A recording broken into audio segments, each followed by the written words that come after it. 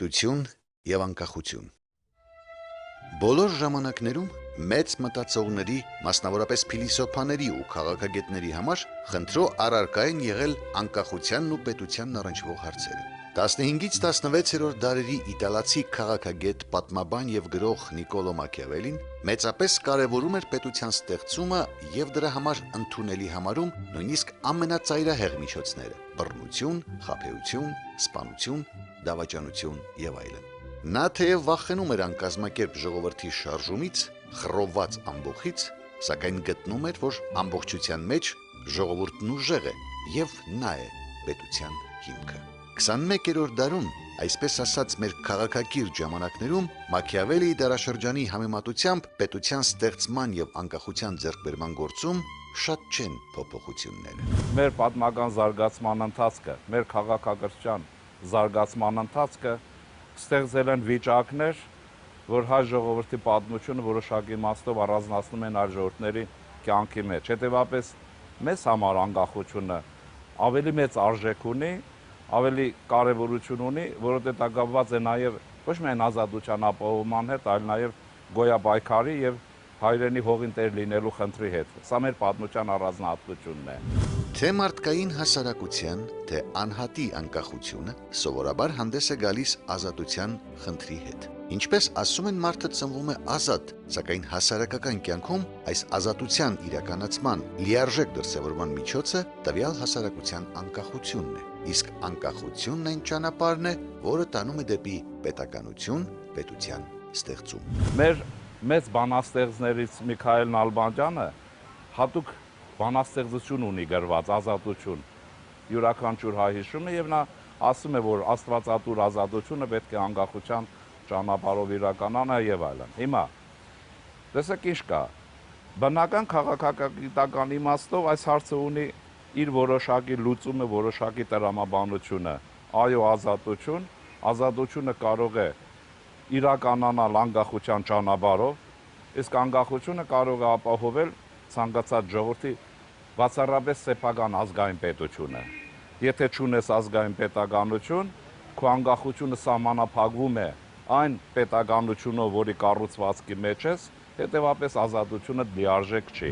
Պետության գոյությունն ինքնին ենթադրում է միջազգային, միջպետական հարաբերություններ։ Հնագույն ժամանակներում, այսօր էլ, յուրաքանչյուր պետություն անկախ նրա զբաղեցրած տարածքի չափից, բնակչության թվից, որպես միջազգային իրավունքի սուբյեկտ, հավասար իրավունքներ ունի։ Պետությունը միջազգային իրավական տեսանկյունից դա նախ եւ առաջ միջազգային իրավական հարաբերությունների հիմնական ակտորներից մեկն է, հիմնական գործող անձանցից մեկն է, այսպես կոչված, եւ պետությունը ինքնին հանդիսանում է առավել բարձրագույն մակարդակի, եթե սուբյեկտները դիտենք մակարդակի, որոշակի մակարդակի վրա, ապա պետությունը հանդիսանում է առավել բարձր մակարդակի միջազգային իրավունքի սուբյեկտ։ Պետության նման հատկանիշ է վերագրում իհարկե պետականության եւ պետության մի շատ կարևոր ատրիբուտ, դա ինքնիշխանությունն է։ Ինքնիշխանությունը իր արտաքին եւ ներքին դրսեւորումներով։ Արտաքին դրսևորումը իհարկե առնչվում է արտաքին հարաբերություններում անկախությամբ եւ ինքնուրույն քաղաքականություն վարելու, իսկ ներքին ինքնիշխանության տարեությունը կայանում է հետեւյալում, որ պետական ինքնիշխանությունը հիմնված է ժողովրդի ինքնիշխանության վրա, այսինքն ժողովուրդը հանդիսանում է պետությունում իշխանության աղբյուրը որպես այդպեսին եւ միակ աղբյուրն է։ Կարևոր, սակայն ոչ առաջնային է մնում պետության միջազգային ճանաչման հարցը։ Պետությունը լինելով միջազգային իրավունքի սուբյեկտ, ըստ էության եւ կարիք ունի ճանաչման եւ անուղղակիորեն եւ ուղղակիորեն նման կարիք չունի, որովհետեւ պետությունը նախ եւ առաջ միջազգային իրավունքի առաջնային սուբյեկտ է, այսինքն նրա ստեղծման համար որևիցե մեկի համաձայնությունը չի պահանջվում։ Մյուս կողմից իհարկե որպեսզի պետությունը կարողանա դառնալ միջազգային հարաբերությունների, միջազգային իրավական ընտանիքի, պետությունների միջազգային ընտանիքի լիարժեք անդամ, անհրաժեշտ է որպեսզի լինեն այլ պետություններ կամ այլ սուբյեկտներ, որոնք ցանկանան նման հարաբերությունների մեջ մտնեն այդ պետության հետ։ Այստեղ է գալիս ճանաչման հիմնահարցը։ Ճանաչման հիմնահարցը բավականին վիճահարույց է միջազգային իրավունքում, այն բազմիցս քննարկվել է տարբեր մակարդակներում եւ միջպետական, եւ պետական, եւ գիտական, եւ բոլոր գրեթե մակարդակներում քննարկվել է ճանաչման հիմնահարցը, բայց այդուհանդերձ ճանաչումը մնում է առ այսօր բավականին վիճահարույց մի երևույթ, որովհետեւ անհասկանալի է նախ եւ առաջ միջազգային իրավունքի տեսանկյունից ճանաչված լինելու համար քանի պետություն քեզ պետք է ճանաչի, եւ արդյոք ճանաչումը կարող է ազդել պետության ինքնիշխանության կամ պետության կերտման կոնցեպցիայի վրա։ Եվ մենք ունենք մի շարք դեպքեր, երբ պետությունը ձևավորվել է, երկար ժամանակ չի ճանաչվել կամ կառավարությունը ձևավորվել է, երկար ժամանակ չի ճանաչվել, բայց ցույց տալով իր կենսունակությունը վերածվել է ճանաչված պետության։ Չմոռանանք, որ որևիցե մեկը չէր ցանկանում ճանաչել Խորհրդային Միությունը,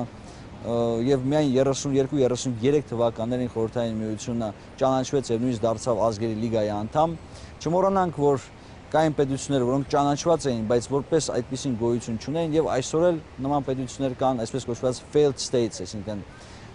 ձախողված պետություններ, ինչպիսիք են օրինակ Սոմալին կամ մի շարք աֆրիկյան երկրներ, որոնք գոյություն ունեն միայն քարտեզի վրա։ Եվ պետք է նշել, որ պետականության երևույթի ամենակարևոր ատրիբուտիկան դա ներքին կայունությունն է, դա այն բոլոր տարերի պահպանումն է, որոնք պետությանը տալիս են որոշակի կենսունակություն եւ որոնք թույլ են տալիս, որ պետությունը կարողանա գոյատևել, որպես այդպեսին, անկախ նրանից ճանաչվել է այն թե ոչ։ Պետականության պատմության մեջ բացառիկ է Հայաստանի օրինակը։ Հայ ժողովուրդը ժամանակ առ ժամանակ թեև կորցրել, բայց նորից ձգտել եւ վերակերտել է իր պետությունը։ Եվ այս իմաստով հայ ժողովրդի պատմությունը իր պետականությունը մշտապես վերականգնելու պատմություն է։ Հայ ժողովուրդի հազարավոր տարիների, հայ քաղաքագործությունը իր հազարավոր տարիների զարգացման ընթացքում ոչ թե պետականության չունենալու պատմություն է դարել,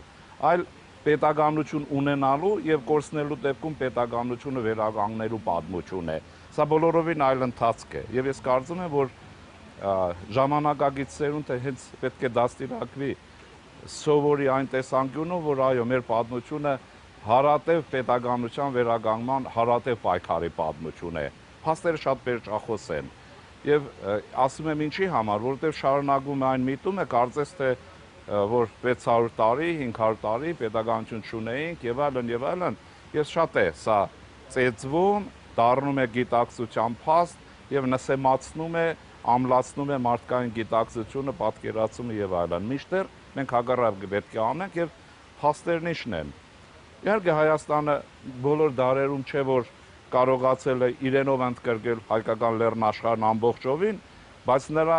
տարբեր հատվածներում պետականության վերականգնման կռիվը միշտ եղել եւ շարունակականություն ապահովել է։ Պետության կորստի պայմաններում հայ ժողովուրդն իր անկախության, պետականության վերականգնման ձգտումներն է դրսևորել։ Դա արտահայտվել է հզոր մշակույթի ստեղծմամբ։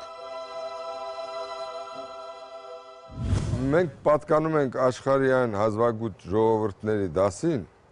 որոնք ունենալով հզոր մշակույթ, դարեր շարունակ չեն ունեցել պետականություն։ Ուրեմն մենք ապացուցել ենք մեր գոյությամբ, որ անպայման չէ, որ պետականության դեպքում պետք է ունենա ժողովուրդը մշակույթ։ Իհարկե պետականությունը շատ է նպաստում, բայց հայ ժողովրդի անցյալը, սկսած Գրիգոր Նարեկացուց եւ մեր էպոսի ստեղծումը, դրանք ոչ միայն կապված են պետականության երազի հետ, այլ ավելի շուտ կապված են Հայաստանի երկրի անկախության եւ ազատության հետ։ Ազգային մշակույթ կարող է լինել, անկախ մշակույթ չի կարող լինել, որովհետեւ առանձին ժողովուրդները այդպես լոկալ վիճակում չեն կարող ապրել, հարևաններ ունենք, թշնամիներ ունենք եւ ներթափանցումներ, փոխհամագործակցություն հոգեվոր, նույնիսկ չգիտակցված, ենթագիտակցական անպայման պիտի լինի, ել չեմ ասում, որ Հայաստանը այնպիսի աշխարհագրորեն, այնպիսի դիրք է գրավում Եվրոպայի, Ասիայի խաչմերուկում, փաստորեն արևելքի եւ արևմուտքի խաչմերուկում, որ ինքը արևելքից վերցրել, իր միջով անցկացրել, փոխանցել է արևմուտքին, արևմուտքից վերցրել, իր միջով անցկացրել, փոխանցել է արևելքին, իր միջով անցկացնելը դե հենց դա մեր ազգային մշակույթն է, որը ինչքան արևելյան է, նույնքան էլ արևմտյան է։ Ազգային արժանապատվությունը բարձր պահելու, ազգի կորովը զորացնելու յուրահատուկ միջոց է բարձրարվեստ գրականության մշակույթի ստեղծումը։ Երկու շատ կարևոր հանգամանքներով է ընթացել մեր ճակատագիրը, դա եղել է եկեղեցին եւ դա եղել է հայոց մշակույթը։ Եվ պատկերացրեք շատ հուշկու ստեղծագործություններ, որոնք ստեղծվեցին 19-րդ դարում, Թումանյանը, Իսահակյանը, ամբողջ արևմտահայ պոեզիան, հետագայում Տերյանը եւ մեր Արցակը, Շիրվանզադեն, մեր Սունդուկյանը, Ռաֆին, սրանք բոլոր ստեղծվել են պետականություն չի եղել եւ հայ գրողները Թիֆլիսում հավաքվեցին, որոշեցին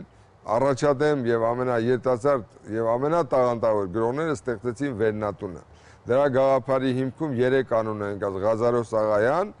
Հովանես Թումանյան եւ Ավետիք Իսահակյան։ Հետագայում Վերնատուն շուրջը արդեն երբ լինում էր Այր Սողոմոնը կոմիտասը, երբ լինում էր Թիֆլիսում, նա էր մասնակցում։ Մշտապես մասնակցում էր Ավետիս Սահարոնյանը, Լևոն Շանթը, Նիկոլ Աղբալյանը, Դերենիկ Դեմիրճյանը, նկարիչ Բաշինջանյանը, Մարտիրոս Սարյանը։ Դա հայ մշակույթի համար Վերնատունը եղավ կատես այն, որ հետագայում արդեն խորհրդային տարիներին եղան տարբեր ստեղծած մշակույթային միությունները։ Մենք ավելի երկար, ահագին երկար ժամանակ մի քանի հարյուրամյակ պետականություն չենք ունեցել, բայց մեզ որպես ազգ հենց մեր մշակույթը եւ լեզուն են պահել։ Մեր ազգային ինքնությունը, այսինքն այնքան են պահել, որ մենք նորից ձեռք բերեցինք մեր պետականությունը։ Թվում է թե տրամաբանությունից դուրս էր, որ 15 թվականի մեծ հայոց մեծ եղեռնից հետո մենք կարողանայինք ստեղծել, առաջի հանրապետությունը ստեղծել, այսինքն պիտի ազգային ինքնությունը կորցրած արնակամ մի զանգված ցեղախումբի վերածվեինք, ինչպես շատ մեծ ժողովուրդներ պատմության թատերաբեմից դուրս եկան, այսօր էլ իրենք դեռ քանակով կարող են մեզնից շատ են, բայց չեն կարողանում պետականություն, կորցրեցին շատ կարևոր բան։ Ինձ թվում է, որ քանակը չէր այստեղ, որ կորավ։ Ասենք ասորիները ես շատ ցավում եմ, որտեղ մեծ սեմական մշակույթի ասորիները չեն կարողանում չգիտեն իրենց տեղը որտեղ գտնեն, որ գոնե նույնիսկ ավտոնոմ տարածք գրավեն։ Քրդերը տեսնում եք, գիտեք մեզնից ինչքան շատ են, պետություն չունեն։ Հայ մշակույթի շատ գործիչներ ազգային խնդիրներին անդրադարձել են նաև ոչ գեղարվեստական գործերում։ Հովանես Թումանյանն իր հոդվածներից մեկում գրում է. 1912 տարի մի անհավասար կռվի մեջ միսն ատամնառած մաքարում ու տանջվում է ժողովուրդը, կոտորվում ու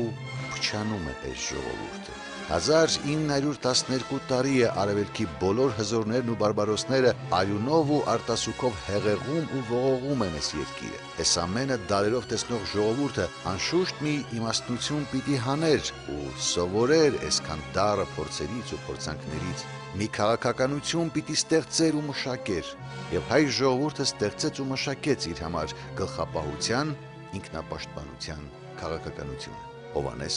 Թումանյան։ Մենք առաջին հերթին մեր ֆիզիկական գոյությունը պահպանելու համար մենք մղել ենք անդադար պատերազմներ, ազատագրման, մեր անկախության պատերազմներ եւ դրա համար էլ հենց հայոց պատմությունը մեծ խորենացու դա պատմություն է մաքարման ու հերոսական դիմադրության այն հավատ, այլ բարբարոս, մեզանից որակով եւ իրենց անմշակույթ կասեի տարերի ժողովուրդների ցեղերի հետ։ Եվ ահա մենք հասկացել ենք հայերս, որ կերտելով մեր մշակույթը, մենք նրանով փոխարինում ենք պետականության կառույցը եւ մշակույթը դառնում է այն գմբեթը, որը հիմք է տալիս, որ ժողովուրդը մնա որպես ազգ։ Մենք պայքարում էինք ի վերջո դեռ 70-ական թվականներից ռուսացման, այ ռուսական դպրոցներ, ռուսացման դեմ պայքարում էինք չախտոտված, որովհետև ի վերջո մենք կարդում էինք նույն հրաշալի գրքերը, նույն Բուլգակովն էին կարդում, Պաստերնակն էին կարդում, Բելով էին կարդում, Ռասպուտին էին կարդում, ես չթվարկեմ։ Ինչ-որ Մոսկվայի ամենակրթված մտավորականը, այսօր նույն բանը պրոցեսը չի կատարվում, այսօրվա սերունդը Աբդայ կամ Վուլֆ չի կարդում, Սելինջեր, Բրեդբերի, չեն կարդում։ Կարդում են բոլորովին այլ բաներ, որոնք Ամերիկան իր ընտրանում չի մատուցում։ Այսինքն երրորդ աշխարհի այս ծայրամասային ես ուզեցի տանջալիորեն բացատրել հենց այս ծայրամասային մտածողությունը, այնինչ այսքան երկար խոսքելուց հետո ուզում եմ ասել, որ երկրագունդը ըստ երևույթին ունի շատ հետաքրքիր մի քիչ միստիկ բան է իմ ասածը, բայց շատ երկար եմ սրա մասին մտածել եւ չեմ կարող չասել գայթակղությանը չեմ դիմանում, ունի իր հոգեվոր մշակութային կենտրոնները։ Ասենք Հիմալայները, չէ, ասում են, կամ հարավային Ամերիկայում ասում են Անդերը ամբողջ այդ մայաների, ինկերի, ացտեկների հոգեվոր բաները, արժեք ժառանգությունը, որ մինչև հիմա առեղծվածային է։ Նույն բանը կարծում եմ, որ Արարատյան կենտրոնն է, Արարատյան մշակույթը։ Մենք քրիստոնեությունից առաջ չգիտեմ ինչպես է եղել, բայց կարծում եմ այն ժամանակվա հայերն էլ գիտեին, որ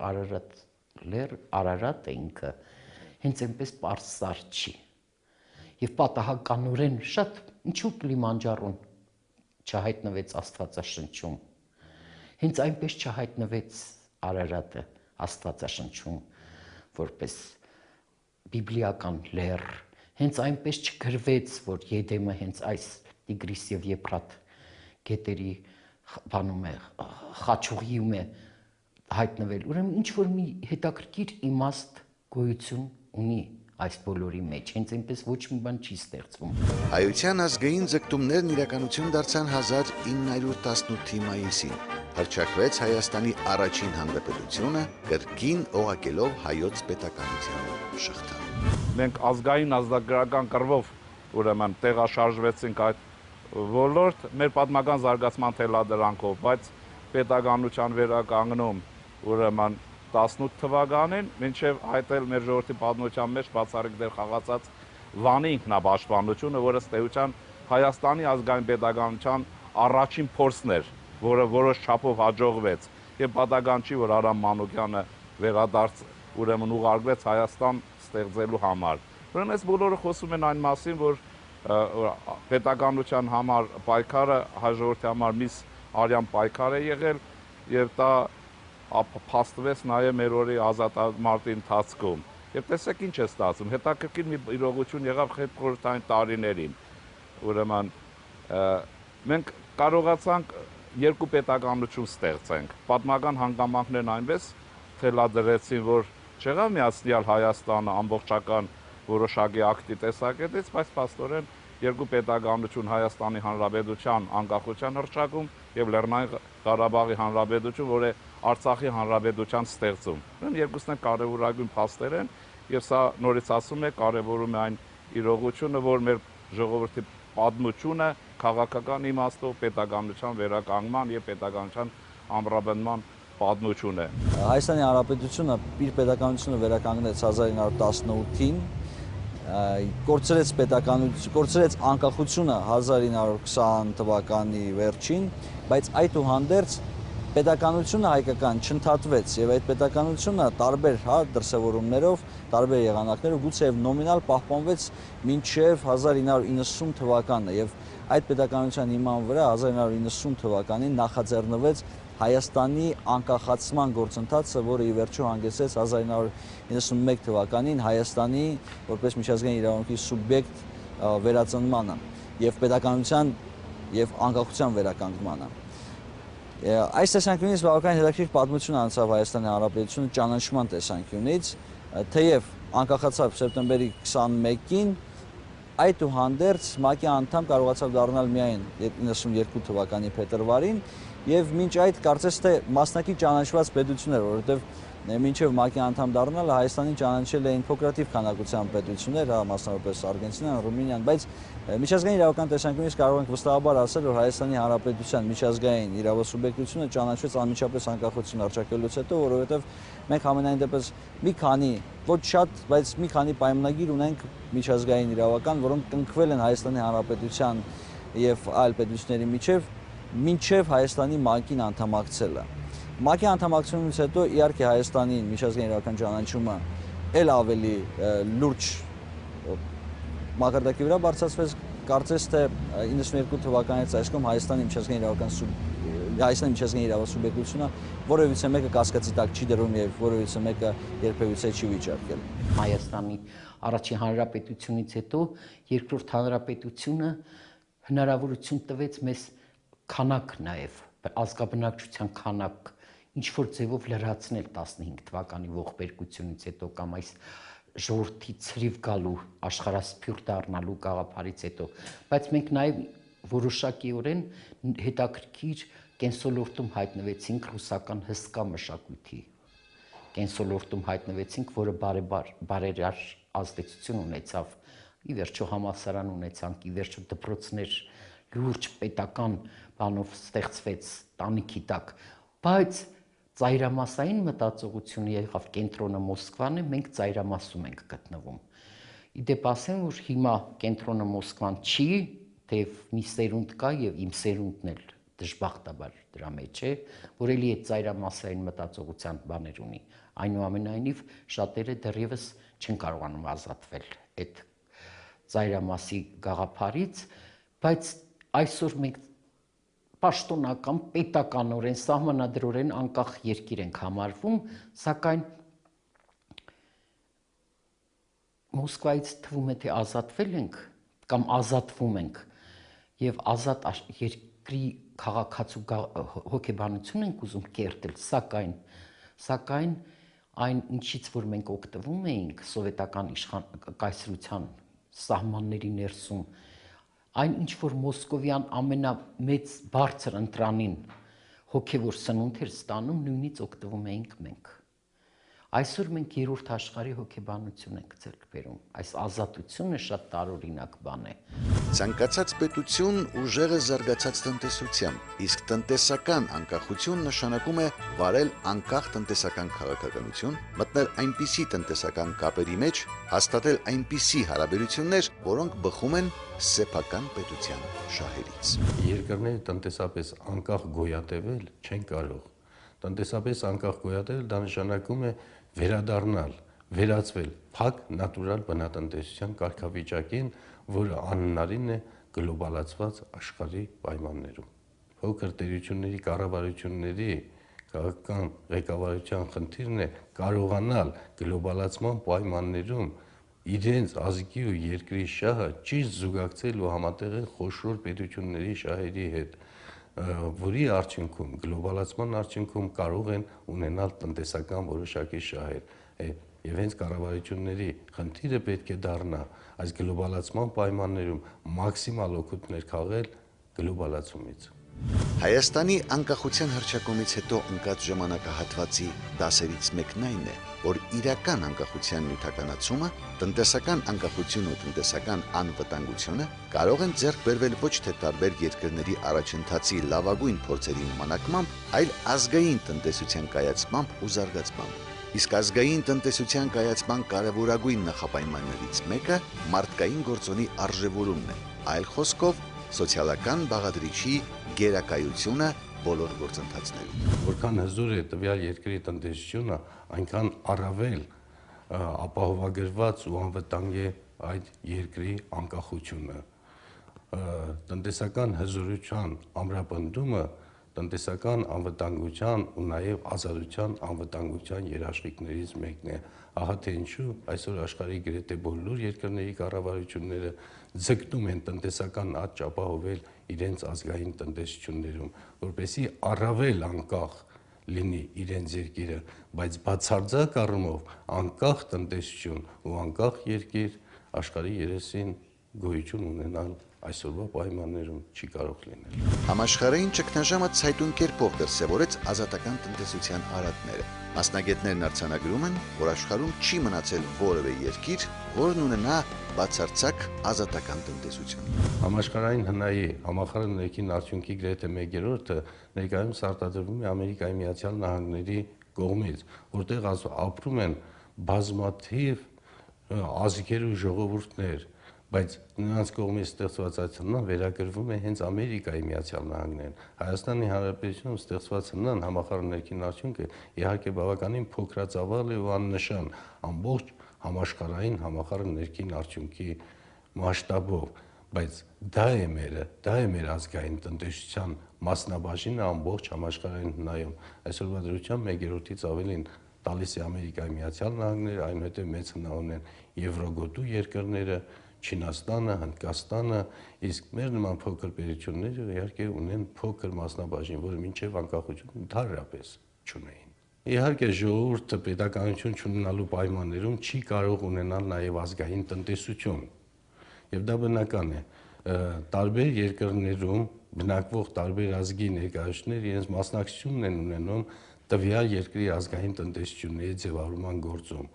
բայց դա ազգային տնտեսություն համարել մենք չենք կարող։ Նրանք հաստատում են տվյալ երկրի ազգային տնտեսությունը, ուժեղացնում են նրա բաղադրամասերը եւ ավելացնում ստեղծվող համախառն ներքին արդյունքը, բայց համարել դա տվյալ երկրի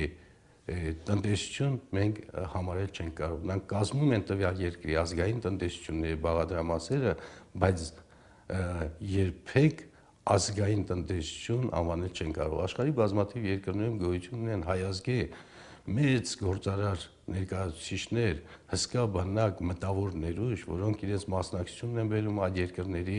համախառն ներքին արդյունքի, այսինքն հնայի ձևավորմանն ու մեծացմանը, սակայն դա վերագրել հայազգին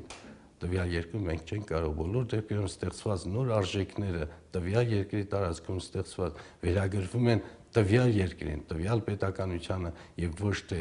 այն ազգերին, որոնք ձևավորում են տվյալ երկրներում հնայի այս կամ այն բաղադրամասերը։ Անկախություն չի նշանակում մեկուսացում։ Քաղաքական անկախությունը ենթադրում է լայն կապեր, սերտ հարաբերություններ, ավելի համակողմանի ու տարաբնույթ համագործակցություն արտաքին աշխարհի հետ, քան կախյալ կամ կիսանկախ կարգավիճակը։ Պետականության գոյությունը ինքնին դեռևս չի կարող դիտվել որպես անկախության գոյության փաստ, որովհետև պետականություն կարող է գոյություն ունենալ, պետականակերպ կազմավորումներ կարող են լինել, բայց նրանք լինեն կիսանկախ կամ ոչ անկախ։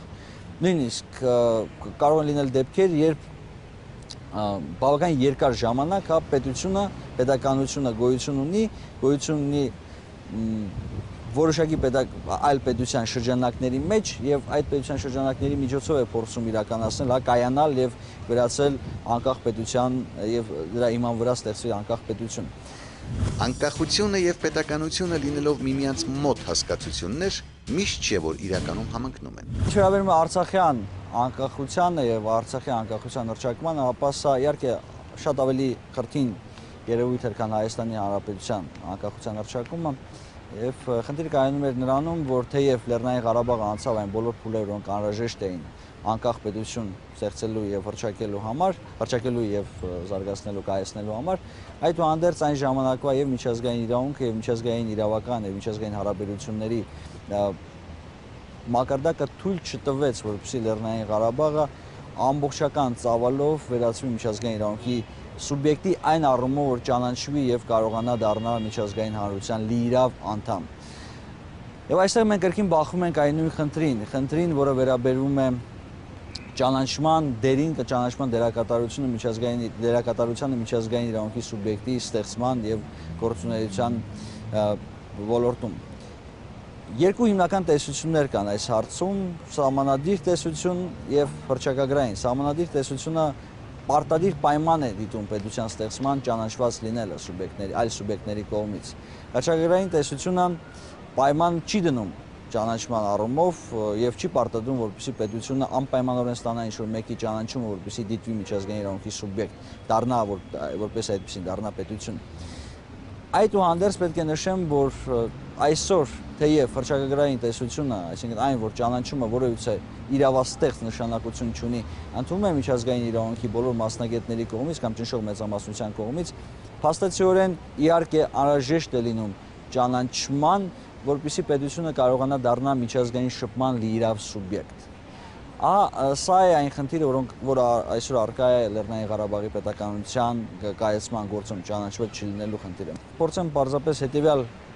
ձևակերպումը տալ, չգիտեմ ինչքանով այն ընկալելի կլինի հեռուստադիտողի համար։ Անկախ նրանից որևիցե մեկը ճանաչում է ինձ կամ ձեզ, դուք շարունակում եք գոյություն ունենալ կամ ես շարունակում եմ գոյություն ունենալ։ Եվ ճանաչումը ըստ էության բերում է որոշակի լրացուցիչ քաշ տվյալ պետականությանը, բայց եթե պետությունը իրոք իզորու է գոյատևել, ապա ճանաչումը վաղ թե ուշ վրա կհասնի։ Ես կարծում եմ, որ ժամանակակից սերունդը պետականության արկա ձևերը պետք է իդեալ որոնեն։ Այն նպատակը գերակույն չափորոշիչը, որին ձգտելու են արկա պետականությունները եւ մի որոշումով, որ նահանջին այլևս պետք է վերջ տրվի, այլ պետք է հետ վերադարձվի, հետընթացով եւ ինչ նկատի ունեմ։ Ուրեմն դրա համար անհրաժեշտ է մի գաղափար, նպատակ, ինչ ենք ուզում։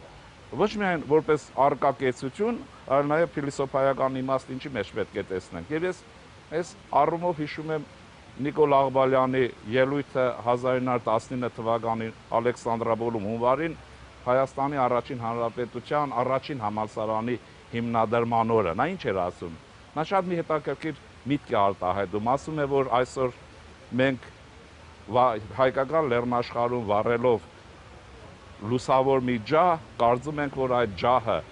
պետք է բոցավառվի եւ իրենով լուսավորի եվրոպական ամերձավոր միջին արևելքի տարածաշրջանը։ Այսինքն սա առարկայական չի կոնկրետ իրողության հարցադրում չի, այլ հայ ժողովրդի առաքելության հարցադրումն է, որ այո, նա նորից վերագտնելով իր պետականությունը պետք է դառնա մերձավոր միջին արևելքի առաջավոր պետություններից մեկը, եւ ես կարծում եմ, որ եթե այսօր այս իդեալը մենք որդեգրում ենք, դառնում է մի սուարյուն մտածողություն հայության, մենք ոչ միայն իսկապես դուրս կգանք առաջավոր բնագծեր, այլ նաեւ տոն կտանք տարածաշրջանի զարգացումներին, մասնավորապես նկատի ունեմ Հայաստանի քաղաքակրթությունը եւ հայ մշակույթի զարգացումը։ 19-ամյա հայկական նոր պետականությունը նոր խնդիրներ է առաջադրում։ Ժամանակակից սերունդը պետության կառուցման ճանապարհին նոր չափորոշիչներով պիտի առաջնորդվի, եւ դրա համար իրական հեռանկարներ կան։ Այսօրվա պրագմատիկ ճակերտներում ասած մտածողությունը կարծում եմ, որ պետք է ինքը փոխի իր ընթացքը, վերցնի մասշտաբային մտածողություն եւ այդ իմաստով ես վստահ եմ, որ Հայաստանն իր պետականությամբ դուրս կգա նորից նախկին ճանապարհ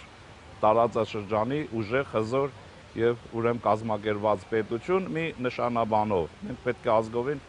կարծում եմ նշանաբան ունենանք։ Անցյալին այլևս ոչ, Հայաստանի նահանջին ոչ, Հայաստանը պետք է ընթացք վերցնի նորից իր հողահավաքը, իր հայրենահավաք, իր ժողովրդի հավաքը եւ դառնա այն պետականությունը, որ ժամանակին եղել, այսինքն ես նորից չեմ ասում, ուղղակի վերադառնալ արմատներին շատ լայն իմաստով, ամեն ընդգրկումով եւ այս իմաստով կարծում եմ մենք կարող ենք հաջողություն ունենալ։ Ես վստահ եմ, որ բոլոր հնարավորություններ մենք ունենք, որտեղ կա մարդկային ռեսուրսը, ինչ որ հայկական ընդունակությունն է, ուղղակի ուրեմն հայկական ձգտումն է։ Լինի իդեալը, խնդիրը կլուծվի, ես դրանում չեմ կասկածում։ Անկախությունը, պետական անկախությունը մեծագույն արժեք է այն կերտած ժողովրդի համար։ Մեզ մեր մշակույթը պահեց որպես ազգային հավաքականություն։ Այսօր էլ պահում է։ Հսկայական մեզնից շատ են դրսում, շատերը կան, բայց մեր մշակույթը տարօրինակ ինչ որ հատկանիշ ունի եւ առաջի հերթին, երբ որ ասում եմ մշակույթ, առաջին հերթին լեզուն ես նկատի ունեմ, մեր գրականությունը նկատի ունեմ, մեր հոգեվոր մտածողության բանը եւ ինչու՞ չէ նաեւ գուցե եւ քրիստոնեությունը, քրիստոնյա լինելու հանգամանքը, այս բոլորը մեզ որպես ազգ պահեցին, մենք չվերադարձանք ցեղախմբի հոգեբանությանը եւ եթե դա չլիներ, ուրեմն կարելի է ազգային մշակույթ ունենալ առանց պետության, բայց երբ որ պետություն ունենք, պետությունը սահմանապահ զորքի դեր պիտի խաղա այդ մշակույթը աղճատելուց։ Այսօր ես չեմ կարծում, որ մենք շատ զորավոր ձևով ենք այդ բանը անում։ Այսօր այս ներթափանցումների, վտանգավոր ներթափանցումների, ոչ թե այն ներթափանցումների, որ քիչ առաջ ասացի, երբ որ ժողովուրդը ինքն է, բնազդով ժողովուրդը ծովի պես բան է, ինչ որ իրեն պետք է վերցնում է, ինչ որ աղբե թափում է դուրս։ Սա հետաքրքիր է, չէ՞, ծովում բոլորս էլ եղել ենք, տեսել ենք այդ process-ը, ալեկոծություններից ինչ աղբաս է գալիս է, հետո մեկ էլ դուրս է թափվում ու էլի նորից մի քանի օր հետո կամ մի օր հետո տեսնում ես մաքուր ջինջ, մաքուր, ժողովուրդն էլ է այդպես, ինչ որ իրեն պետք չի օտարում։ Մենք այսօր խոցելի ենք դարձրել ժողովրդին, որովհետև պետությունը օրենքներ է ընդունում, պետությունը հանգստացնում է ժողովրդին, որ ինքը կպաշտպանի այդ արժեքները, եւ մեկ էլ հանկարծ տեսնում ես, որ միշտ չի որ կարողանում է պաշտպանել։ Մենք դառնում ենք ըստ երևույթին, ասենք, սովետի ժամանակ վրացիները ճիշտն ասած պիտի խոստովանը մեզանից շուտ սկսեցին աղմկել ռուսական դպրոցների այդ հայոց լեզուները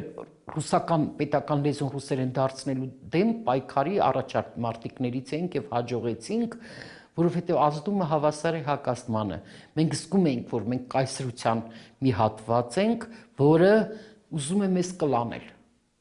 Այսօր մենք կարծում ենք ազատ անկախ երկիր ենք եւ ոչ ոք մեզ չի, այսինքն զգոնությունը սթափ վտանգը կանխորոշելու զգոնությունը կորցրել ենք։